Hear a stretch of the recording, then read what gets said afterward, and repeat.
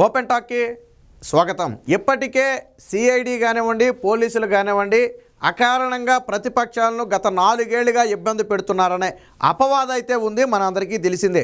ముఖ్యంగా జగన్మోహన్ రెడ్డి 4.5 ఏళ్లలో police CID అనే వ్యవస్థలను అడ్డం పెట్టుకుని ప్రతిపక్షాలను ఏ స్థాయిలో హింసించాడో మనందరికీ తెలుసు. చివరికి నిన్నగాక మొన్న నారా చంద్రబాబు నాయుడు గారిని కూడా ఆధారాలు లేని ఒక కేసులో, అంటే అక్రమ కేసులో అరెస్టు చేసి 53 రోజుల పాటు జైల్లో పెట్టి చివరికి ఆధారాలు చూపించలేని పరిస్థితి. అలాగే గతంలో నారా లోకేష్ కూడా ఇన్నర్ రింగ్ రోడ్డుకి సంబంధించి సిఐడితో నోటీసులు ఇప్పించి అరెస్టు చేసే ప్రయత్నం చేసినా అది సాధ్యపడలేదు. అయితే ఇప్పుడు తాజాగా మరొకసారి నారా లోకేష్ని అరెస్టు చేసి తెలుగుదేశం పార్టీని ఇబ్బంది పెట్టాలి, ఎన్నికల సమయంలో నారా లోకేష్ బయట లేకుండా ఉంటే, ప్రచారం చేయకుండా అడ్డుకుంటే అది వైసీపీకి లబ్ధి చేకూరుతుంది అనుకున్నారో ఏమో తెలియదు, కానీ మరొకసారి లోకేష్ని అరెస్ట్ చేయడానికి రంగం సిద్ధం చేశారు. అయితే అరెస్ట్ అంటే పోనీ ఏదైనా అవినీతి అక్రమాస్తులు కేసు పెట్టుంటే సరే, అదొక దారి. గతంలోనే ఇన్నర్ రింగ్ రోడ్ అన్నారు, అమరావతి అన్నారు, లేదా ఇంకోటి అన్నారు, ఏమీ ఉపయోగపడలా, ఎందులో నిరూపించలేకపోయారు. ఫైబర్ నెట్ అన్నారు, ఎందులో నిరూపించలా. అందుకని ఇప్పుడు సిల్లీ కేసులు ఎత్తుకుంటున్నారు సిఐడి అధికారులు. ఇప్పుడు తాజాగా గతంలో మొన్న నవశకం ఆ సందర్భంగా ఏదైతే బహిరంగ సభ జరిగిందో ఆ సభలో నారా లోకేష్ రెడ్ బుక్ అని ఒక బుక్ను చూపించడం జరిగింది. ఆల్రెడీ పాదయాత్ర నుంచి కూడా రెడ్ బుక్ అనేది కూడానే ఉంటుంది. లోకేష్ కూడా ఎవరైతే తెలుగుదేశం పార్టీ నేతల్ని, కార్యకర్తల్ని నిబంధనలకు విరుద్ధంగా వైసీపీ నేతల ఒత్తిళ్లకు తలొగ్గి వేధించారో, ఎవరైతే పోలీసుల వేధింపుల వల్ల టీడీపీ కుటుంబ సభ్యులు చివరికి ఆత్మహత్యలు కూడా చేసుకున్నారో ఆ అధికారుల పేర్లను రెడ్ బుక్లో రాశాము. ఖచ్చితంగా మేము అధికారంలోకి వచ్చిన తర్వాత నిబంధనల ప్రకారం, చట్ట ప్రకారం వారి మీద చర్యలు తీసుకుంటాం, విచారణకు కూడా ఆదేశిస్తామని చెప్పి నారా లోకేష్ స్పష్టంగా చెప్పాడు. ఇందులో తప్పేదైనా ఉందా? ఒక అధికారి నిబంధనలకు విరుద్ధంగా వ్యవహరిస్తే తరువాత దాని మీద విచారణ చేసి చర్యలు తీసుకుంటామన్నారు. అందుకనే రెడ్ బుక్లో ఈ పేర్లన్నీ కూడా నోట్ చేస్తున్నాం, ఎవరిని మర్చిపోయే ప్రసక్తి లేదని చెప్పారు. ఇందులో ఏదైనా తప్పు ఉందా అంటే, అధికారులు తప్పు చేసినా, నిబంధనలకు విరుద్ధంగా వ్యవహరించినా, మనల్ని చంపేసినా, కొట్టినా, దాడి చేసినా చూస్తూ ఊరుకోవాలి తప్ప ప్రశ్నించకూడదా? ఎందుకు ప్రశ్నించకూడదు? మరి ఎందుకు ఇప్పుడు సిఐడి అధికారులు ఉలిక్కి పడుతున్నారు? అందుకని నారా లోకేష్ అధికారులను బెదిరిస్తున్నాడు, రెడ్ బుక్లో పేర్లు రాశామని చెప్పి అధికారులను బెదిరిస్తున్నాడు. కాబట్టి నారా లోకేష్ని అరెస్ట్ చేయడానికి అవకాశం ఇవ్వాలని చెప్పి ఒక పిటిషన్ కూడా వేసినట్టుగా తెలుస్తుంది. దీనికి సంబంధించిన నోటీసులను నారా లోకేష్కి వాట్సాప్ ద్వారా ఏపీ సిఐడి పంపింది.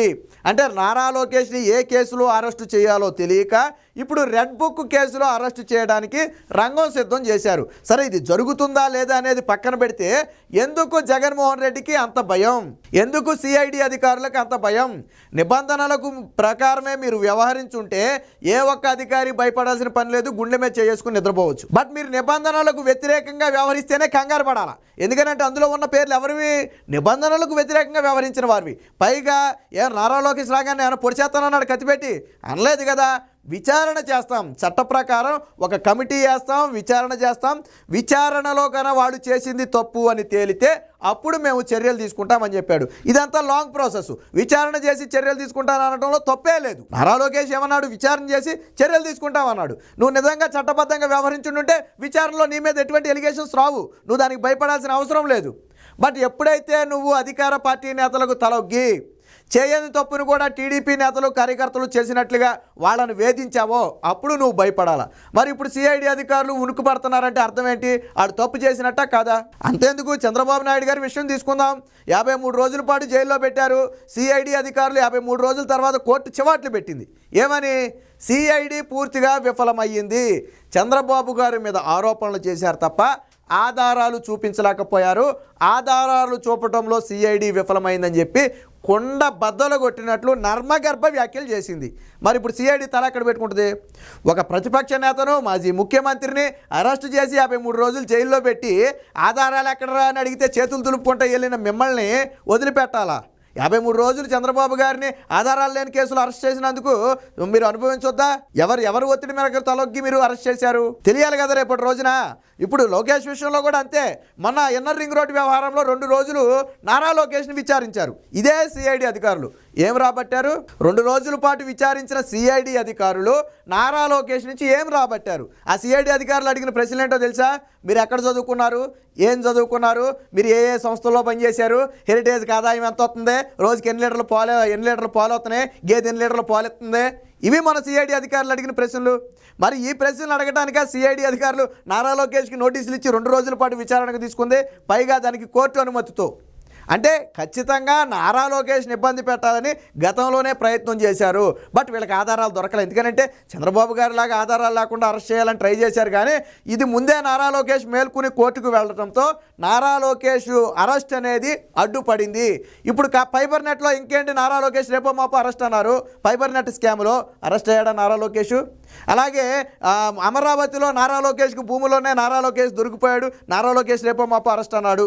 అరెస్ట్ చేశారా? చేయలేదు. అంటే ఏ కేసులోనూ నారా లోకేష్ మీద ఆధారాలు దొరకలేదు కాబట్టి ఇప్పుడు రెడ్ బుక్లో పేరు రాసి మమ్మల్ని వేధిస్తున్నాడని చెప్పి అరెస్ట్ చేయాలని ప్రయత్నం చేశారు. ఒకవేళ నిజంగా అదే తప్పని మీరు భావిస్తే, గతంలో ఇదే జగన్మోహన్ రెడ్డి ఎయిర్పోర్ట్లో అధికారులను 2 ఏళ్లలో నేను ముఖ్యమంత్రి అవుతున్నాను, వచ్చిన తర్వాత మీ అంతు చూస్తానని చెప్పి జగన్మోహన్ రెడ్డి వైజాగ్ ఎయిర్పోర్ట్లో అధికారులను బెదిరించాడు, ఒక కలెక్టర్ను బెదిరించాడు, ఒక మహిళా సిఐని బెదిరించాడు. మరి ఇవన్నీ పరిగణలో తీసుకోవద్దా సిఐడి అధికారులు? ఇవన్నీ పరిగణలో తీసుకోవాలి కదా, అయ్యే బెదిరింపులు కాదా? కానీ నారా లోకేష్ అక్కడ నేను వచ్చిన తర్వాత నీ అంతు చూస్తాను, నేను వచ్చిన తర్వాత నీ ఉద్యోగం పీకేస్తాను అనలేదే. నిబంధనలకు విరుద్ధంగా ఎవరైనా వ్యవహరించుంటే చట్టపరంగా చర్యలు తీసుకుంటాం. కాబట్టి మీరు నిబంధనలకు విరుద్ధంగా వ్యవహరించొద్దు. ఇప్పుడు నాయకులు అనేవాళ్ళు ఈరోజు ఉంటారు, రేపు ఉండరు. బట్ అధికారులు అనేవారు రిటైర్ అయ్యే వరకు కూడా అదే ఉద్యోగంలో ఉండాలి. కాబట్టి మీరు నిబంధనల ప్రకారం వెళ్ళండి, చట్ట ప్రకారం వెళ్ళండి. అరే 4 ఏళ్లలో టీడీపీ నేతల్ని, కార్యకర్తల్ని, సోషల్ మీడియా కార్యకర్తల మీద ఎన్ని కేసులు పెట్టారు? అర్ధరాత్రులు వెళ్ళి అరెస్ట్ చేశారు. 70 ఏళ్ల పైబడిన రంగనాయకమ్మని అరెస్ట్ చేశారు. అలాగే ఒక 80 ఏళ్ల 70 ఏళ్ల జర్నలిస్ట్ని అరెస్ట్ చేశారు. ఎందుకు? సోషల్ మీడియాలో పోస్టులు పెట్టారని. ఏం పోస్టులు? పోనీ ఏమైనా తిట్టారా? బూతులు తిట్టారా? పోనీ బూత్ బొమ్మలు పెట్టారా? ఏం పెట్టారు? వాళ్ళ మనోభావాలను వ్యక్తం చేశారు. దానికి అర్ధరాత్రులు గోడ దూకెళ్ళి సిఐడి అధికారులు అరెస్ట్ చేశారు, టీడీపీ నేతలను అరెస్ట్ చేశారు. కానీ ఏ ఒక్క కేసులో కూడా ఆధారాలు నిరూపించలేదు. అచ్చెన్నాయుడిని అరెస్ట్ చేశారు, కొల్లు రవీంద్రని అరెస్ట్ చేశారు, తర్వాత మొన్న మధ్యన అయ్యన్న పాత్రని అరెస్ట్ చేసే ప్రయత్నం చేశారు, చింతకాయల విజయని అరెస్ట్ చేసే ప్రయత్నం చేశారు, చంద్రబాబుని అరెస్ట్ చేశారు, లోకేష్ని అరెస్ట్ చేసే ప్రయత్నం చేశారు, దూలిపాల నరేంద్రని అరెస్ట్ చేశారు, అలాగే చింతమనేని ప్రభాకర్ని అరెస్ట్ చేశారు. ఎవరి మీదైనా ఒక్క ఆధారం నిరూపించబడి శిక్ష వేయించగలిగారా? 4 ఏళ్ళు మీరే అధికారంలో ఉన్నారు. పోనీ వేరే ప్రభుత్వం కాదు, మీరే అధికారంలో ఉన్నారు, మీరే అరెస్ట్ చేశారు. బట్ ఈ రోజుకి ఒక్క దాంట్లో కూడా శిక్ష పడలేదు. ఇక వేధింపులంటే సిఐడి అధికారులు రఘురామకృష్ణరాజుని 3rd డిగ్రీ ప్రయోగించి వేధించారు చూడండి, అవి వేధింపులంటే. మరి సిఐడి అధికారులు చేసింది తప్పు కాదా? రఘురామకృష్ణరాజు తప్పు చేశాడు అని తెలియకపోయినా, తప్పు చేయలేదని వాళ్ళకి తెలుసు సిఐడి అధికారులకు, అయినా కానీ 3rd డిగ్రీ ప్రయోగించి వేధించారా లేదా? ఆర్మీ హాస్పిటల్ సాక్షిగా వేధింపులన్నీ కూడా బట్టబయలయ్యాయి కదా. సిఐడి అధికారులు మరి అందుకు మూల్యం చెల్లించుకోవద్దా? ఒక ఎంపీని 3rd డిగ్రీ ప్రయోగించడం తప్పు కాదా? అలాగే సోషల్ మీడియాలో పోస్టులు పెట్టారని చెప్పి అర్ధరాత్రులు తీసుకెళ్లి అరెస్ట్ చేసి వారిని కొట్టి చిత్రహింసలు పెట్టడం, ఎంతమంది టీడీపీ కార్యకర్తలు, నేతలు తర్వాత మా మీద దాడి చేశారని చెప్పి చెప్పలేదు. ఇలాగా అనేక ఘటనలు జరిగాయి కాబట్టే చూసి సహనం నశించి ఇలాగే వదిలిపెడితే అధికారులు పూర్తిగా రెచ్చిపోతారనే ఒక ఉద్దేశంతోనే ఈ అధికారులకు గుణపాఠం కావాలి, అధికారులు తమ పరిధేంటో తెలుసుకోవాలి, చట్టం ప్రకారం వ్యవహరించాలనే మనస్సులో ఉండాలి అనే ఉద్దేశంతోనే ఈరోజు రెడ్ బుక్ అనే దాన్ని నారా లోకేష్ తీసుకొచ్చాడు. చాలా స్పష్టంగా చెప్పాడు, నిబంధనలకు విరుద్ధంగా వ్యవహరించిన వారి మీద మాత్రమే మేము విచారణ చేసి చర్యలు తీసుకుంటాం.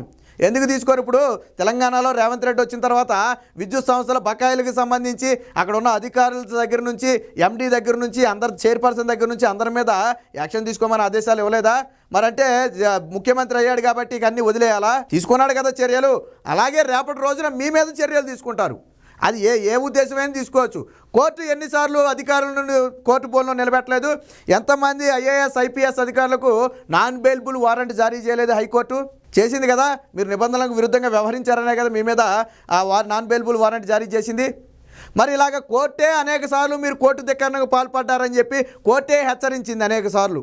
మరి అందులో నారా లోకేష్ హెచ్చరించడంలో తప్పే ఉంది? ఇది కేవలం ఎన్నికలకు ముందు నారా లోకేష్ను అడ్డుకోవడం కోసం జగన్మోహన్ రెడ్డి ఆడుతున్న డ్రామా. ఏ కేసులో అరెస్టు చేయాలో తెలియక మన చంద్రబాబు మీద కూడా కేసు పెట్టింది. ఎందుకనంటే ఏదో ఒక దాంట్లో మళ్ళీ దొరికితే ఒక 50 రోజులు లోన్ పెట్టాలని వాళ్ళ ప్లాను. బట్ ఇప్పుడు నారా లోకేష్ని ఏదో విధంగా అరెస్ట్ చేయాలనుకున్న జగన్మోహన్ రెడ్డికి ఏ కేసు దొరక్క ఇప్పుడు రెడ్ బుక్ పేరుతో వేధిస్తున్నాడని చెప్పి ఒక తప్పుడు కేసు పెట్టి అరెస్ట్ చేసే ప్రయత్నం చేస్తున్నారు. దీన్ని తెలుగుదేశం పార్టీ చట్ట ప్రకారం ఎదుర్కొంటుంది. మొన్నే మార్గదర్శి విషయంలో రామోజీరావుకు సంబంధించిన విషయంలో ఆల్రెడీ కోర్టు ఆదేశాలు ఉన్నప్పటికీ కూడా లుకౌట్ నోటీసులు జారీ చేయడం పట్ల సిఐడికి ఆ కోర్టు అక్షంతలేసింది. దాంతో బహిరంగ క్షమాపణ చెప్పారు. కోర్టు ధిక్కరణకి వెళ్తే సిఐడి అధికారులు మీ ఆదేశాల తర్వాత మేము లుకౌట్ నోటీసులు జారీ చేయడం మా తప్పేనని చెప్పి బహిరంగ క్షమాపణ చెప్పింది ఇదే ఏపీ సిఐడి. కాబట్టి సిఐడి అధికారులు వ్యవహరిస్తున్న తీరు పూర్తిగా చట్టవిరుద్ధంగా ఉంది. అలాగే పోలీసు అధికారులు కానివ్వండి, ఇతర అధికారులు కానివ్వండి నిబంధనలకు విరుద్ధంగా వ్యవహరించారు. కాబట్టే వారందరి పేర్లు రెడ్ బుక్లో ఉన్నాయని చెప్పారు. కేవలం రెడ్ బుక్లో పేరున్నంత మాత్రాన కాదు, ఇది నారా లోకేష్ని ఏదో ఒక కేసుతో అరెస్టు చేయాలనే ఉద్దేశంతోనే దీన్ని సాకుగా చూపి అరెస్టు చేయడం కోసం ఈరోజు నారా లోకేష్కి సిఐడి అధికారులు వాట్సాప్లో నోటీసులు పంపారు. గతంలో కూడా అనేక సందర్భాల్లో నోటీసులు పంపారు, కానీ ఏ ఆధారాన్ని కూడా నిరూపించలేకపోయారు. ఇది కూడా నిలబడే కేసు కాదు.